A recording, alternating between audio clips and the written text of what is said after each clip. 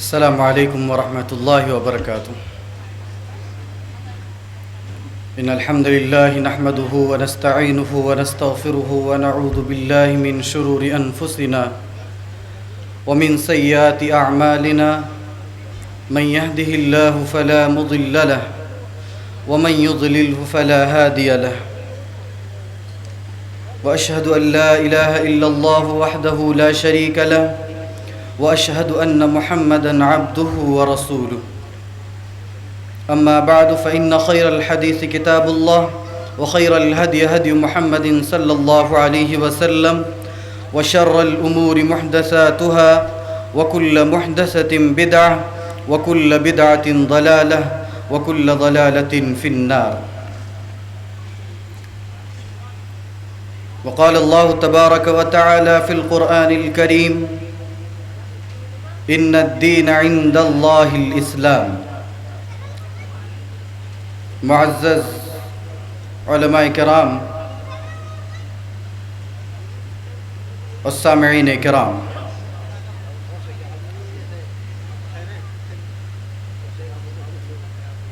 یہ کانفرنس احترام انسانیت کے نام پر ہو رہا ہے. مجھے بھی احترام انسانیت کے تعلق سے کہنے کو کہا گیا تھا، تو آئے میں زیادہ تمہیدی کلمات نہ کہتے ہوئے اپنے موضوع کو آپ حضرات کی خدمت میں پیش کیے دیتا ہوں. احترام انسانیت یعنی انسانوں کا احترام یا انسانیت کا احترام. جس طرح سے دین اسلام کے اندر انسانیت کا احترام ہے یا پھر ایک انسان کا احترام ہے، دوسرے کسی بھی مذہب کے اندر انسانیت کا وہ احترام، وہ مقام، وہ عزت، وہ شرف نہیں ہے. کیونکہ اگر ہم قرآن کریم کو پڑھتے ہیں تو اللہ رب العالمین نے قرآن کریم کے اندر انسانوں کو اشرف المخلوقات کہا. باقی آپ دوسرے مذاہب کو اٹھا لیں اور دیکھیں، کسی بھی مذہب کے اندر اشرف المخلوقات انسانوں کو نہیں کہا گیا. قرآن کریم اگر ہم اٹھائیں گے تو وہاں پر ایک انسان کی ویلیو، ایک انسان کے جان کی ویلیو اللہ رب العالمین قرآن کریم کے اندر بیان فرماتا ہے: من قتل نفسا بغیر نفس او فساد فی الارض فکأنما قتل الناس جميعا ومن احیاها فکأنما احیا الناس جميعا. یہ قرآن کریم کی ایک آیت ہے کہ اس آیت کے اندر اللہ رب العالمین نے وہ بات بیان فرمائی کہ دنیا جہان کی کسی بھی مذہبی کتاب کو آپ اٹھائیں گے، دنیا جہان کی کوئی بھی دھارمک پستک آپ اٹھائیں گے، دنیا جہان کے کسی بھی ریلیجنس بک کو آپ اٹھائیں گے، تو یہ جملہ یا اس طرح کی بات آپ کو کسی بھی کتاب کے اندر نہیں ملے گی کہ رب العالمین قرآن کریم کے اندر یہ بیان فرما رہا ہے: من قتل نفسا بغیر نفس او فساد فی الارض فکأنما قتل الناس جميعا. خلاصہ کلام یہ ہے کہ اگر کوئی انسان کسی ایک انسان کو مار دیتا ہے، کسی ایک انسان کو قتل کر دیتا ہے، تو گویا وہ ایک انسان کا قاتل نہیں، بلکہ قرآن کریم یہ کہتا ہے قتل الناس جميعا. اس نے پوری انسانیت کو ختم کر دیا، سارے جہان والوں کو مار دیا. اور صرف یہی نہیں بلکہ اللہ آگے بیان فرماتا ہے: وَمَنْ أَحْيَاهَا فَكَأَنَّمَا أَحْيَا النَّاسَ جَمِيعًا، کہ جس نے کسی ایک انسان کی جان کو بچا لیا تو گویا اس نے ایک انسان کی جان کو نہیں بلکہ پوری انسانیت کو بچا لیا، پورے انسانوں کو بچا لیا. یہ ایک جان کی ویلیو دین اسلام کے اندر ہے، اور قرآن کریم کے اندر اللہ رب العالمین نے ایک جان کی ویلیو، ایک انسان کی قدر و قیمت کو بتایا، اس کی زندگی کی اہمیت کو بتایا اور اس کے جان کی اہمیت کو بتایا. یہی چیز اگر آپ دوسرے مذہب کے اندر دیکھیں گے تو آج بھی بائبل کے اندر واضح الفاظ میں لکھا ہوا ہے کہ you must kill and destroy those who worship another God, کہ جو دوسرے خداؤں کو ماننے والے ہیں، جو دوسرے معبودوں کو ماننے والے ہیں، واضح الفاظ میں کل کا لفظ استعمال ہے کہ تم انہیں مار ڈالو، ختم کر ڈالو. اور اسی کے مد مقابل اگر قرآن کی آیت کو ہم دیکھیں تو قرآن کی ایک آیت تو یہ کہتی ہے کہ اگر کوئی انسان ایک انسان کو بچاتا ہے تو وہ پوری انسانیت کو بچاتا ہے. دوسری طرف قرآن کا ترجمہ be righteous and act justly those who worship another god کہ تمہیں ان سے لڑنے اور جھگڑنے کی ضرورت نہیں ہے جو دوسرے خداؤں کی پوجا کرتے ہیں، دوسرے معبودوں کی عبادت کرتے ہیں. یہ احترام انسانیت، یا پھر یوں کہہ لیں کہ ایک انسان کے جان کی ویلیو، جان کی قیمت قرآن کریم کے اندر اللہ نے بیان کیا. دین اسلام کے اندر یہ اہمیت ہے. اور باقی اگر آپ دوسرے مذاہب کا مطالعہ کریں گے تو واضح الفاظ میں جو آج ہمارے ملک کے اندر جس قوم کی اکثریت ہے، ان قوم کی کتاب کے اندر لکھا ہے کہ ایشور نے، برہما نے اپنے منہ سے، اپنے ہاتھ سے، اپنے زانوں سے یعنی اپنے ران سے اور اپنے پیر سے پیدا کیا. کیا؟ ان کی کتاب کے اندر جو سب سے مشہور کتاب ہے منوسمرتی کے اندر لکھا ہے لوکانانتو ووردھیرتھم مکھ باہو روپادتم برہمنم چھتریم ویشیم شودرم چ نرورتیت کہ ایشور نے اپنے منہ سے، برہما نے اپنے منہ سے برہمن کو پیدا کیا، ہاتھ سے چھتری کو پیدا کیا، زانوں سے ویش کو پیدا کیا اور پھر پیر سے شودر کو پیدا کیا. اور اسی مہاراشٹر کے اندر حال میں یا 1-2 سال پہلے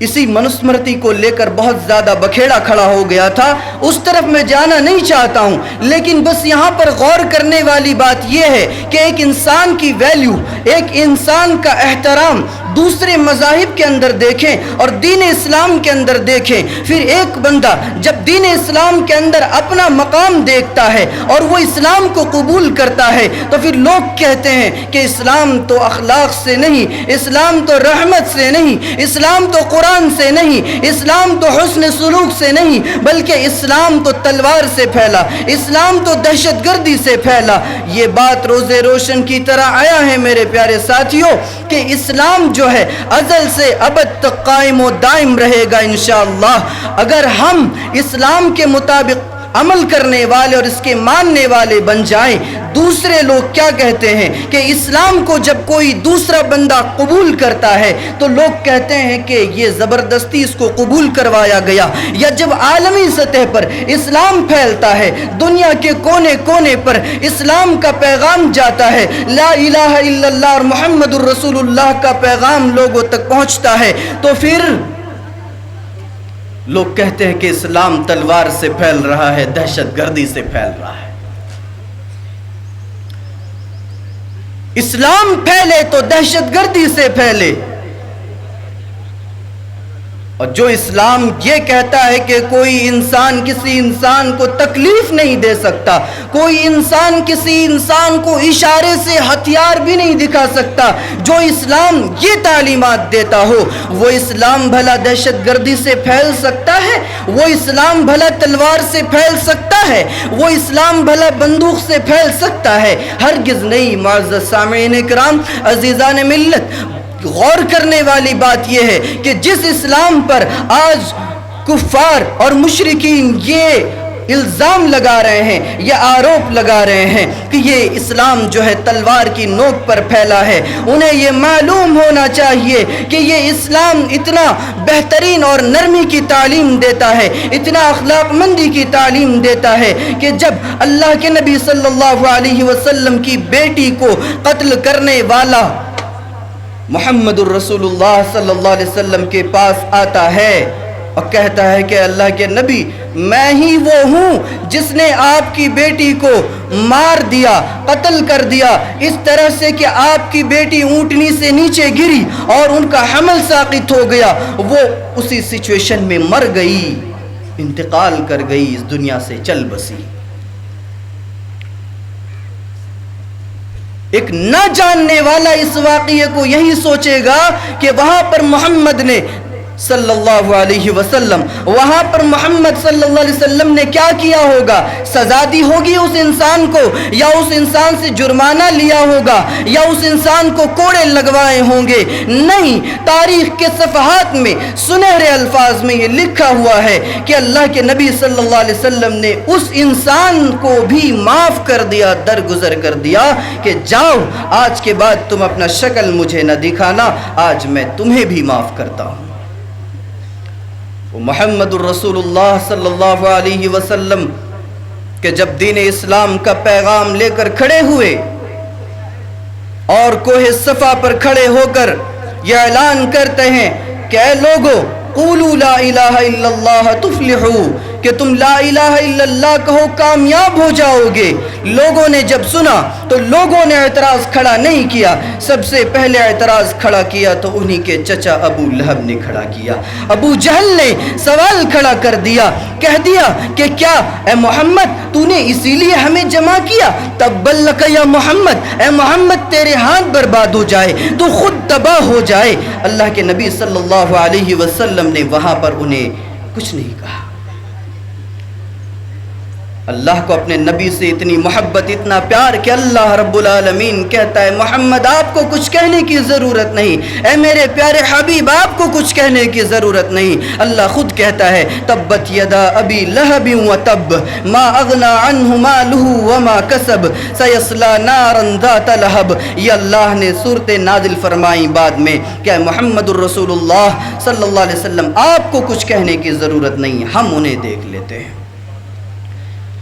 یہاں پر غور کرنے کی بات یہ ہے کہ اللہ کے نبی صلی اللہ علیہ وسلم کو برا بھلا کہا گیا، لیکن وہاں پر اللہ کے نبی نے کچھ نہیں کیا، اپنے اخلاق کو پیش کیا۔ محمد الرسول اللہ صلی اللہ علیہ وسلم کو اتنا برا بھلا کہا گیا، مارا گیا، دندان مبارک شہید کیے گئے،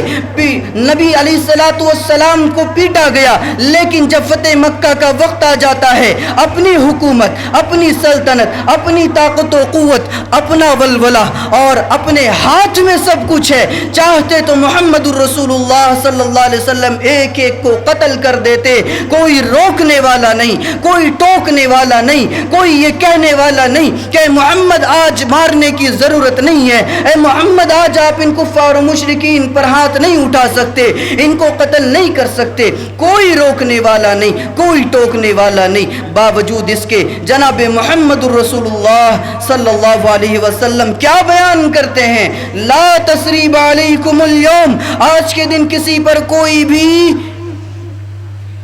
تحقیق نہیں کی جائے گی، ان پر کوئی بھی پوچھا نہیں جائے گا، ان سے سوال نہیں کیا جائے گا، انہیں پکڑا نہیں جائے گا، ان سے نہیں کہا جائے گا کہ تم نے ہمیں مارا تھا، سزائیں دی تھی، ہمارے لیے غذائیں اناج غلے بند کر دیے تھے، ہم تمہیں آج سزا دیں گے۔ محمد الرسول اللہ صلی اللہ علیہ وسلم نے وہاں پر بھی لوگوں کو معاف کر دیا۔ آج بڑا آسان ہے یہ کہہ دینا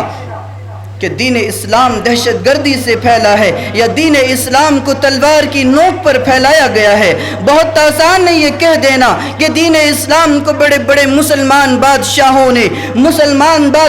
نے اپنے تلوار کی نوک پر، اپنے حکمرانی کی نوک پر دین اسلام کو پھیلایا۔ لوگ کہتے ہیں محمد بن قاسم نے بہت سارے لوگوں کو مارا، غیروں کو مارا، کفار و مشرکین کو مارا۔ وہ محمد بن قاسم کہ جو جب ہندوستان آیا تو سندھ کے علاقے میں وہ رہ رہا تھا، وہاں پر اس نے حکومت کی اور بہت زبردست اور بہت بڑے احاطے تک اس نے حکومت کی، اور جب وہ سندھ کے علاقے کو چھوڑ کر واپس اپنے یہاں جانے لگا تو جو غیر مسلم لوگ تھے وہ لوگ، آج آپ کو معلوم ہونا چاہیے کہ محمد بن قاسم کے زمانے میں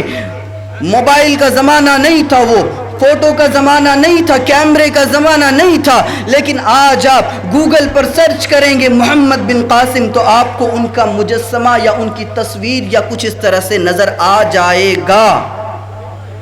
کیسے؟ جب محمد بن قاسم اس علاقے کو چھوڑ کر جانے لگے تو مسلمان غیر مسلم جو لوگ تھے، جو غیر مسلم جو اسلام قبول نہیں کیے تھے، وہ غیر مسلم رونے لگے، ان کی آنکھوں سے آنسو نکلنے لگے کہ اتنا زبردست حکمران کہ اس کی حکمرانی میں کوئی بھوکا نہ سویا، اس کی حکمرانی میں کسی نے اپنے آپ کو فقر و فاقہ میں مبتلا نہ پایا، ایسا حکمران اس ملک کو چھوڑ کر جا رہا ہے۔ لوگوں نے بعد میں کیا کیا، غیروں نے اس محمد بن قاسم کا مجسمہ بنایا اور اس کو پوجنا شروع کر دیا، اس کو سجدہ کرنا شروع کر دیا۔ یہ محمد بن قاسم، لوگ کہتے ہیں کہ محمد بن قاسم نے لوگوں کو مارا، محمد بن قاسم نے لوگوں کو قتل کیا، محمد بن قاسم نے لوگوں کو دنیا سے ختم کر دیا اور اسلام کو نافذ کرنے کے لیے بہت سارا خون بہایا۔ یہ محمد بن قاسم، تاریخ کے اگر آئینے کو دیکھیں گے، تاریخ کے صفحات کو دیکھیں گے، تاریخ میں لکھے ہوئے سنہرے حروف کو اگر دیکھیں گے تو واضح الفاظ میں ہمیں یہ چیزیں ملیں گی جو آج ہماری آنکھوں سے چھپا دیا گیا، جس کو آج ہماری آنکھوں سے بالکل چھپا دیا گیا ہے، مخفی کر دیا گیا ہے۔ ضرورت اس بات کی ہے کہ ہم اصل تاریخ کو جاننے کی کوشش کریں۔ اور جو لوگ کہتے ہیں کہ محمد الرسول اللہ صلی اللہ علیہ وسلم ایسے تھے ویسے تھے، آپ کو معلوم ہونا چاہیے کہ یہ اللہ رب العالمین کا قدرتی قانون ہے، یہ اللہ رب العالمین کا اصول ہے اور یہ اللہ کا دستور ہے کہ جس نے جب محمد الرسول اللہ کو گالیاں دی یا ان کی شان میں گستاخی کی، اللہ نے اپنے نبی سے نہیں کہا کہ اے میرے پیارے حبیب آپ کو جواب دینے کی ضرورت نہیں ہے۔ اللہ نے یہ نہیں کہا کہ آپ دیکھ لیں آپ کا مسئلہ ہے، اللہ نے یہ کہا کہ آپ کو جواب دینے کی ضرورت نہیں ہے، جو ہے ہم دیکھیں گے۔ ابو لہب نے محمد الرسول اللہ کو گالی دی، اللہ نے قرآن کی آیات کی شکل میں سورتیں نازل فرما دی، تبت یدا ابی لہب و تب، قیامت کی صبح تک ایک بندہ مومن اس کی تلاوت کرتا رہے گا اور ابو لہب پر بد دعائیں کرتا رہے گا۔ جب لوگوں نے محمد الرسول اللہ صلی اللہ علیہ وسلم کو جادوگر کہا، ساحر کہا، پاگل کہا، مجنوں کہا، تو اللہ نے قرآن کریم کے اندر یہ بیان فرمایا کہ اے میرے پیارے حبیب آپ لوگوں سے کہہ دیجئے کہ آپ جادوگر نہیں ہیں اور نہ ہی یہ کلام جادوگر کا ہے۔ باقی آپ دوسرے انبیاء کرام کو دیکھیں گے تو دوسرے انبیاء کرام کے ساتھ بھی بہت سارے مسائل پیش آئے، جس کو اللہ رب العالمین نے کیا کہا ان انبیاء کرام کو کہ تمہارا مسئلہ ہے وہ تم دیکھ لو، لیکن آخری نبی جناب محمد الرسول اللہ صلی اللہ علیہ وسلم کو یہ نہیں کہا کہ یہ آپ کا مسئلہ ہے آپ دیکھ لیجئے، اللہ نے خود ان مسئلوں کو حل کیا۔ یہاں سے نقطہ سمجھنے کی کیا ضرورت ہے؟ یہاں سے یہ چیز سمجھ میں آتی ہے کہ اگر محمد الرسول اللہ صلی اللہ علیہ وسلم کو